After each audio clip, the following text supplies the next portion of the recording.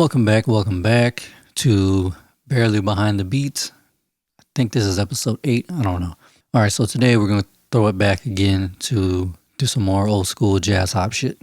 And I actually broke my own rule a couple episodes ago, or maybe last episode. I was talking about loops and why I don't particularly like to use them. But in this case, I actually found a loop on Splice and I was like, that shit is dope. And I'm going to make something out of that because it's just can't fight it. You know, you can't fight it. All right, so let's just jump straight into it. Here's the sample.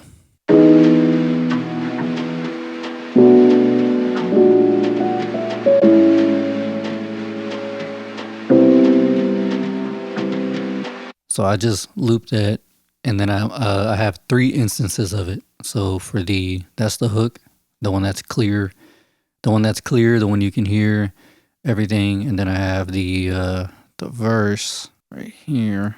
All I did was same effects. So on this one, I've got what do I have? The soft tube, saturator knob, a filter, and EQ that's also high passing out all the low end. And I believe I'm boosting some of the high end. And then a compressor to kind of keep everything kind of at the same level. Same thing here, but on that, the filter's cutting out the low end. On this one, I've kind of got a low pass going all the way down to, I believe, 2K. So it's cutting out all the super bright stuff. Not that there's a lot of bright stuff going on in the sample, but it's enough to, kind of clear up a little bit of room for the vocals because, less is more. So here's what I got for the verse.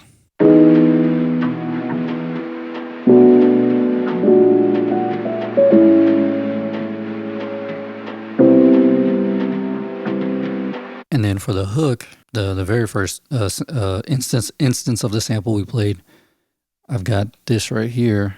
This will be on top of it. It's just little horn stabs. I'm a huge fan of these. So it's this right here. Like to keep it simple. Let me see if I can play. Well, I'll play it at the end. You'll hear it at the end of the video. But it's just these little horns running through and all of these are ran through the SP1200 engine. I think everything. From the sample to the bass to the kicks, snares, all that shit, everything. So yeah, it's running through the SP1200. You have to excuse if there's any background noise. Sorry, we got people running in and out of the house right now, and everyone seems to be cutting their grass today. This is actually ran through the MPC60 engine, and I've got a filter cutting out all the low end because there was a couple of drums, and this is from a record, so you never know what you're gonna find on these things. Sometimes the low end just dominates everything. All right, going on to the bass. Like I said, I have 3 instances of this sample. So here's the bass right here. I'm just going to play it up.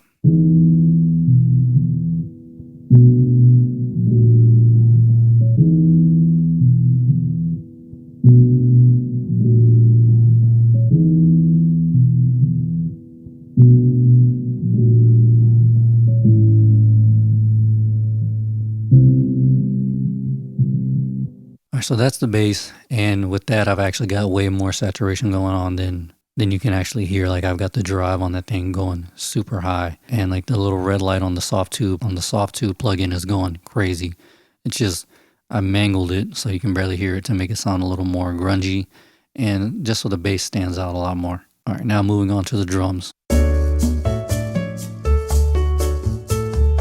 And all these drums are drums that I've accumulated over the years, starting, going back to 2013 or maybe even sooner, I don't know. But so this kick, snare, hi-hat, I'm probably going to throw together a little drum kit, a little free drum kit. Like 20 kicks, snares, hi-hats, maybe a few horn stabs, I'm not sure, but just let me know if y'all want that. And I'll, next video or a few videos, whatever, down the line, I'll drop that in the description. Anyway, here's the drums. Start with the kick. Clearly that's straight from a record. There's nothing.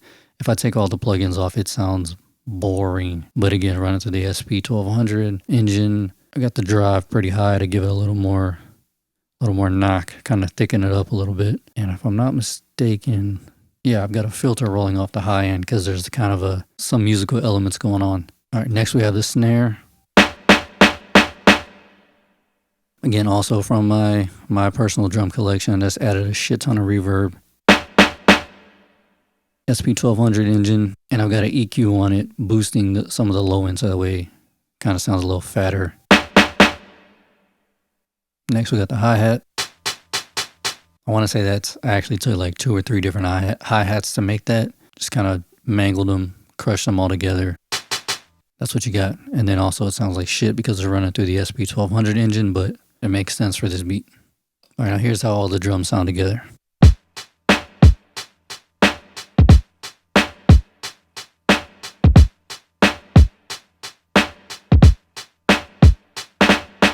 All right, good people. That's all I got for this one. Be sure to like and subscribe, share, do all that crazy shit, and also be sure to let me know if you want that drum kit, and I'll try to get that figured out. But until then, I'll catch y'all next time. Peace.